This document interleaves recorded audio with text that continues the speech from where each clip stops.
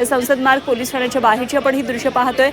सध्या राहुल गांधींचा या ठिकाणी ठिय्या सुरू आहे। यामध्ये काही विद्यार्थी या आंदोलनामध्ये जेव्हा 20 जुलैला विद्यार्थ्यांचं आंदोलन तापलेलं होतं, पोलिसांनी लाठीचार्ज केला होता, त्याचवेळी पॅलेट गनचा वापर केला होता आणि या पॅलेट गनमुळे जखमी झालेले विद्यार्थी आता राहुल गांधी यांच्याबरोबर आपली कंप्लेंट देण्यासाठी, आपली तक्रार दाखल करण्यासाठी संसद मार्ग पोलीस ठाण्यामध्ये, म्हणजे ज्या ठिकाणी सगळा प्रकार घडलेला होता संसदेवर, त्यावेळी विद्यार्थ्यांचा एक शांतपूर्ण मोर्चा निघत होता, त्या ठिकाणी कसा लाठीचार्ज झाला, त्यावेळी जखमी झालेले विद्यार्थी आलेले आहेत। तर सचिन सावंत आपल्याबरोबर जोडले गेलेले आहेत, आपण जाणून घेऊया त्यांची काय नेमकी प्रतिक्रिया। सचिनजी, राहुल गांधी गेल्या तासाभरापासून आता ठिय्या मांडून बसलेले आहेत। जे विद्यार्थी जखमी झाले होते पॅलेट गनमुळे, त्या विद्यार्थी सुद्धा त्यांच्या बरोबर आहेत। निदान आमची तक्रार ऐका, गुन्हा दाखल करून घ्या, अशा प्रकारची त्यांची मागणी आहे। काय नेमकं ह्या आंदोलनाकडे कसं पाहायचं महाराष्ट्राच्या जनतेनं? नाही करायचं काय, म्हणजे पहिली गोष्ट अशी की सरकारतर्फे ज्या पद्धतीनं गेल्या 20 जुलै झालेल्या घटनेपासून ते हात वरती केले जात आहेत, तिथे सरळ सरळ सांगितलं जातं की पॅलेट गन चालवली गेलीच नाही म्हणून। आणि भाजपचे सगळेच प्रवक्ते आणि भाजपची एकंदरच नीती हीच आहे की हे सगळं प्रकरण दाबून टाकावं।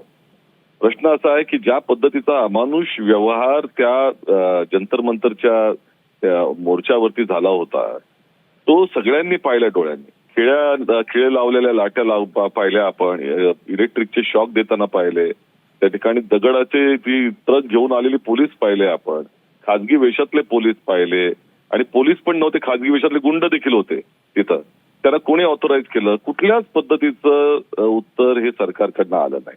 पॅलेट गनच्या बाबतीमध्ये तुम्ही काही त्या म्हणजे आतंकवादी लोकांच्या वरती तुम्ही हल्ला करताय का? ती सगळी तरुण युवा पिढी आहे आणि समोरासमोर जखमी झालेली मुलं आहेत। त्या सगळ्या हॉस्पिटलचा रेकॉर्ड देखील आला होता। हॉस्पिटलनं उत्तर दिलं की पॅलेट गनच्या या जखमा आहेत आणि सरकार त्याच्या वरती काही उत्तर देत नाही। मग करायचं काय?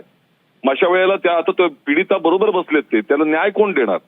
जर सरकार हात वरती करत असेल, पोलीस व्यवस्था त्याच्याशी मिळाली असेल आणि सगळ्यांचा आवाजच दाबण्याचं मोदी सरकारनं ठरवलेलं आहे, तर मी विरोधी पक्षाचं कामच आहे की जनतेला न्याय मिळवून देणं। त्यामुळे पीडिताच्या बरोबर आम्ही सगळेजण उभे आहोत आणि राहुलजी स्वतः तिथे धरण्याला बसलेले आहेत। सचिनजी, आपण एफआयआर होत नाही तोपर्यंत उठणार नाही। ठीक आहे सचिनजी, खरं तर काही मिनिटांपूर्वी आम्ही नवनाथ बन यांच्याबरोबर बोललो, भाजपचे मुख्य प्रवक्ते, आणि त्यांचं असं म्हणणं आहे 1 महिना झाल्यानंतर तुम्हाला जाग आली का एफआयआर दाखल करण्याची?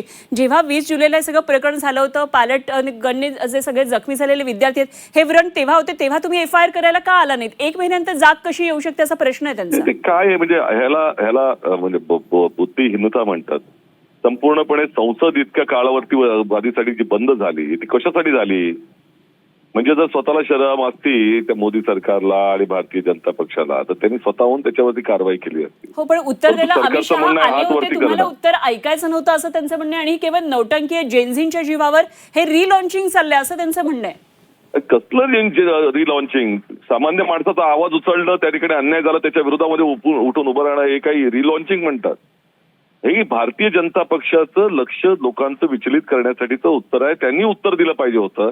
प्रश्न असा आहे, अमित शहा सगळं उत्तर त्या ठिकाणी देण्याच्या ऐवजी सरळ सांगितलं असतं। 2 प्रश्न त्यांना विचारले होते, या पेलेट गन चालवण्याचा आणि ज्या पद्धतीचा अमानुष अत्याचार तिकडे झाला त्याची जबाबदारी कोणाची आहे? कोणी त्यांनी ऑर्डर दिली? जर तुम्ही दिले नाहीत तर कोणी दिले ते सांगा।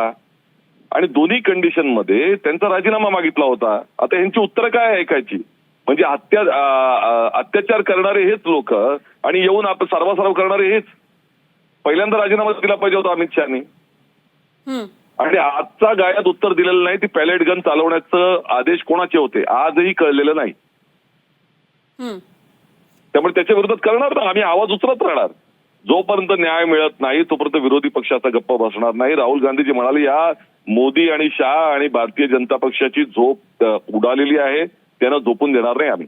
बरं, पण मग जे नवनाथ बन यांचा मुख्य प्रश्न असा होता की इतका वेळ का लागला मग एफआयआर दाखल करून घ्या, आमची तक्रार ऐकून घ्या सांगण्यासाठी, किंवा हा गुन्हा दाखल व्हावा हे सांगण्यासाठी एवढा वेळ का घालवला? 1 महिना होऊन गेला, 20 जुलैला सगळी घटना झाली, आज 21 ऑगस्ट आहे। पॅलेट गनचा ज्याचा विक्टीम आहे तो हॉस्पिटलाइज होता इतके दिवस। दुसरी गोष्ट अशी की संसद हे सगळ्यातलं सर्वोच्च सभागृह आहे, त्यामध्ये जो उचललेला आवाज त्याचा त्या ब्युरो डीसीपी कडे जाऊन आम्ही धरणं धरायला ही परिस्थिती आली आहे, हे लक्षात घेतलं पाहिजे। म्हणजे आता विरोधी पक्षानं प्रत्येक वेळेला डीसीपीच्याकडे जाऊन आणि पोलीस व्यवस्थेकडे जाऊन धरणं धरायचं तेव्हा एफआयआर दाखल करणार का? गुन्हा झालेला आहे, त्या गुन्ह्याचं उत्तर देत नाही, पळ काढते सरकार. मग त्यासाठी आता आम्ही वाट बघायची का?